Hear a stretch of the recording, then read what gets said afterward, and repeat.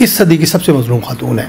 एक मुश्किल साइंस के शोबे में PhD कर चुकी है और उसने ये भी ऐलान किया एक दफ़ा कि वो उम्मत मुस्लिमा के मुसलमान ममालिक के जो टैलेंटेड बच्चे हैं उनके लिए वो साइंसी बुनियादों पर एक अदारा बनाना चाहती है। मुझे लगता है कि शायद यही उसका जुर्म हो। नवाए इंसान NI न्यूज़ की वीडियोस देखने के लिए हमारा चैनल नवाए इंसान सब्सक्राइब कीजिए और बेल आइकन पर क्लिक कीजिए ताकि हर नई वीडियो से आप बाखबर रह सकें। अस्सलाम वालेकुम नाज़रीन, मैं हूं आपकी मेज़बान मावा जवेद और आप देख रहे हैं नवाए इंसान।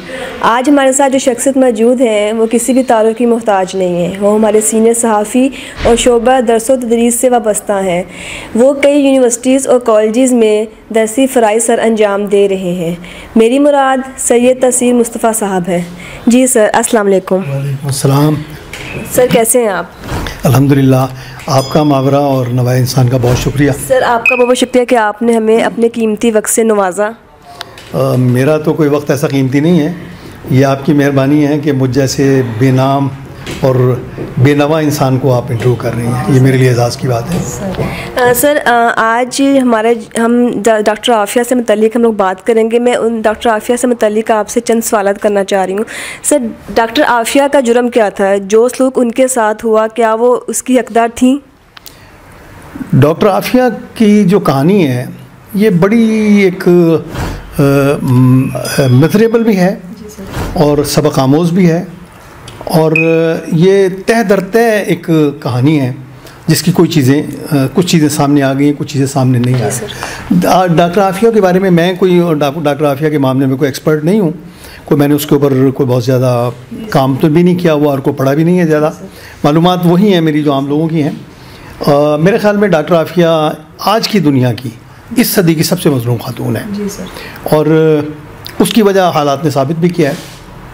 डॉक्टर आफिया को एक जिसे कहते हैं ना मशकूक यानी शक की बुनियाद पर गिरफ़्तार किया गया। उनका कोई जुर्म साबित नहीं हुआ। किसी अमरीकी अदालत में उनके ऊपर कोई जुर्म दहशत गर्दी का या दहशत गर्दों से ताल्लुक़ का कोई जुर्म साबित नहीं हो सका, अब तक नहीं हो सका। उनको जो 86 साल कैद की सज़ा हुई है उसमें भी कहीं ये नहीं है कि वो दहशत गर्द हैं या दहशत गर्दों के साथ उनका कोई ताल्लुक़ है, उस केस में नहीं। उनको एक कहानी की बुनियाद पे दी गई है। तो उनकी कहानी जो है ना बड़ी दर्दनाक कहानी है। जैसी वो होती है ना उनकी जो वो डाइजेस्ट होते हैं, उनको क्या कहते हैं, वो जो मुहिम्मा डाइजेस्ट होते हैं सीरीज़ जो चलती है, उस तरह की एक कहानी है। लेकिन वो बहुत मज़लूम और दर्दनाक कहानी है। एक ख़ातून जो एक मुश्किल साइंस के शोबे में PhD कर चुकी है और उसने ये भी ऐलान किया एक दफ़ा कि वो उम्मत मुस्लिमा के मुसलमान ममालिक के जो टैलेंटेड बच्चे हैं उनके लिए वो साइंसी बुनियादों पर एक अदारा बनाना चाहती है। मुझे लगता है कि शायद यही उसका जुर्म हो। उनको फिर एक इस बुनियाद पर, शक की बुनियाद पे उनको गिरफ़्तार किया गया और उनकी गिरफ़्तारी जो है वो इतनी पुरअसरार है और काबिल शर्म है कि हमें उससे बहुत कुछ सबक सीखना चाहिए। मसलन वो बेचारी कराची से इस्लामाबाद जा रही थी और उनको अमेरिका का जो CIA का अदारा है वो और पाकिस्तान की कोई एजेंसियों ने मिल के, और ये कहा गया, जो उसमें बाद में उनके इंटरव्यूज़ आए उन लोगों के जो उस टीम में शामिल थे, उन्होंने कहा जी हमें कहा गया कि बहुत बड़ा कोई दहशत गर्द को टारगेट है, उसको पकड़ना है। तो एक टैक्सी में 2 बच्चे और एक खातून जा रही थी, उनको उठा लिया गया और किसी कानून के बग़ैर और किसी को हुकूमती सतह पर किसी आदमी को शर्म भी नहीं आई कि उस खातून को बच्चों समेत अफ़गानिस्तान मुंतकिल कर दिया गया। भाई उनका कोई जुर्म था, पाकिस्तान में मुकदमा चलाते, और अगर उनको अमेरिका भी भेजना था तो कोई उसकी एक डिप्लोमेटिक चैनल इस्तेमाल होने चाहिए थे। वो अमेरिका दरख्वास्त करता, आप अमेरिका में अव्वल तो पाकिस्तानी किसी शहरी पर मुकदमा पाकिस्तान में चलना चाहिए। अगर उनकी कोई वाकई इस तरह की ज़रूरत है तो ठीक है, अमेरिका के हवाले कर दें। वो भी नहीं थी, उनके अफ़गानिस्तान भेजा गया। फिर अफ़गानिस्तान ने एक नया जुर्म किया कि उसने हमारे शहरी को एक और मुल्क के हवाले कर दिया, अमेरिका के, बल्कि गुआंतानामो भेजा पहले, चाहे वो जो अमेरिकी सरजमीन नहीं है वहाँ से उन्हें अमेरिका भेज दिया गया और उनके मुकदमा चलाया गया। मुकदमे में इसमें जो सबसे शर्मनाक बात थी वो ये थी कि हुकूमत पाकिस्तान में भी एक अपने पाकिस्तानी शहरी खातून की कोई मदद नहीं की उसमें।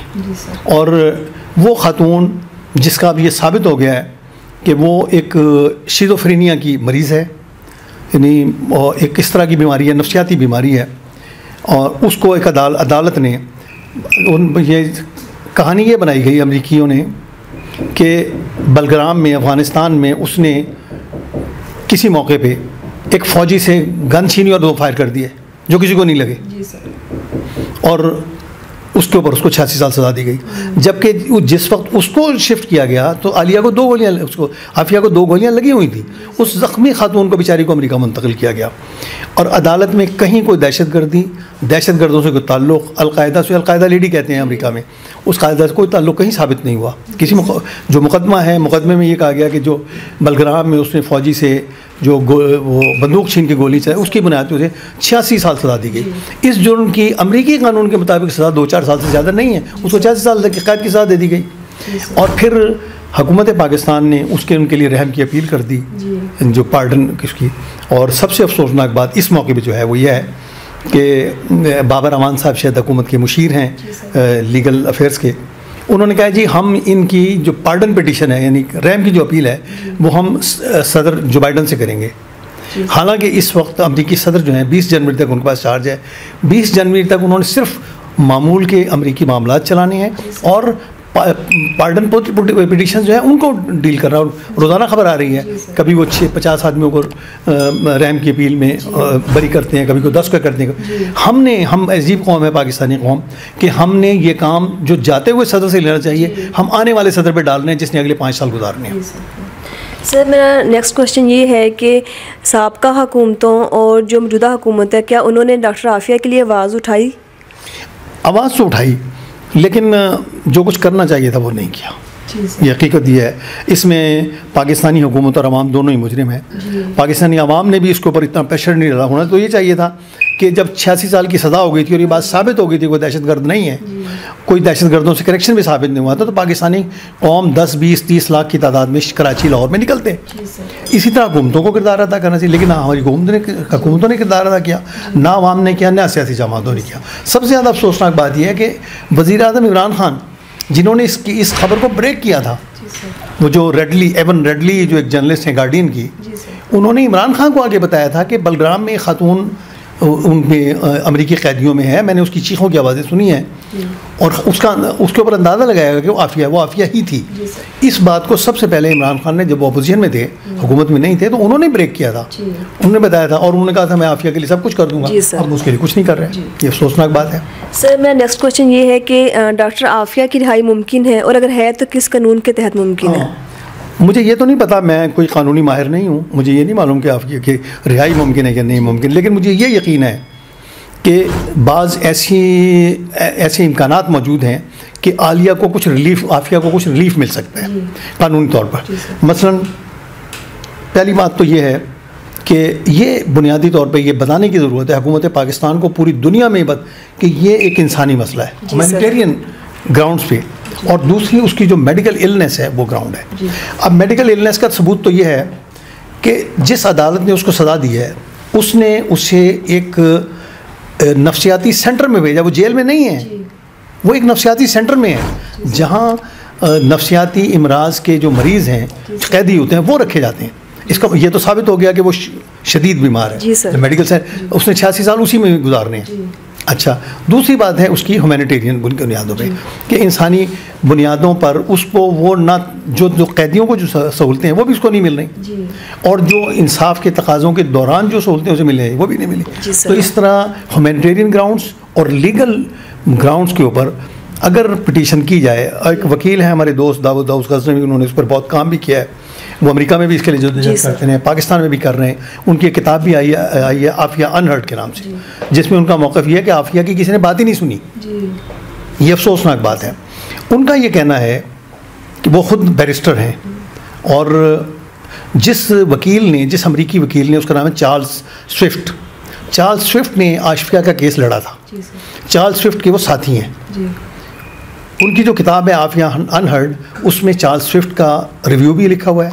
उसमें नॉम चॉम्स्की जैसे ह्यूमैनिटेरियन बुनियादों पर काम करने वाले इंटरनेशनल फेम्ड आदमी का भी है। उसमें एस एम ज़फ़र साहब का भी रिव्यू है।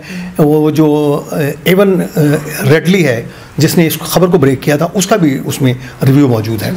उनका ये कहना है कि अमरीकी कानून के मुताबिक वियना कन्वेंशन की कोई शिक है जिसके तहत ऐसे कैदी की अपील उसी अदालत में जा सकती है, ह्यूमैनिटेरियन ग्राउंड्स पे और मेडिकल इलनेस की बुनियाद पे। वही अदालत उसको सुनेगी दोबारा। अमरीकी सदर के पास पार्डन पिटीशन करने की ज़रूरत नहीं है, वो है चलती रहे।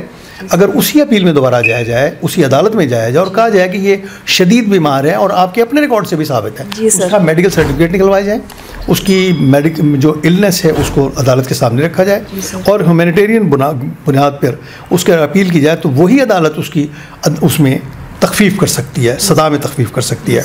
और अगर वो अदालत तखफीफ कर दे तो फिर उसके साथ ही फिर अगले मरहले पे शायद ये भी अपील की जा सकती है कि अगर आपने इसको कुछ सज़ा देनी है साल 2, 4, 5 साल की, तो ये सज़ा पाकिस्तान में काट ले। जी सर, आपका बहुत बहुत शुक्रिया कि आपने हमें अपने कीमती वक्त से नवाजा। आपका शुक्रिया कि आपने मुझ जैसे आदमी को बात करने का मौका दिया और आफिया जैसे अहम कौमी और बैनुल अक़वामी मसले पर हमने कुछ खुल के कोई बात करने की कोशिश की है। जी नाज़रीन, आज हमने डॉक्टर आफिया से मुतल्लिक सर से रहनुमाई ली है। मुझे अपनी मेज़बान मावरा जावेद को इजाज़त दीजिए और देखते रहिए NI न्यूज़। अल्लाह हाफ़िज़।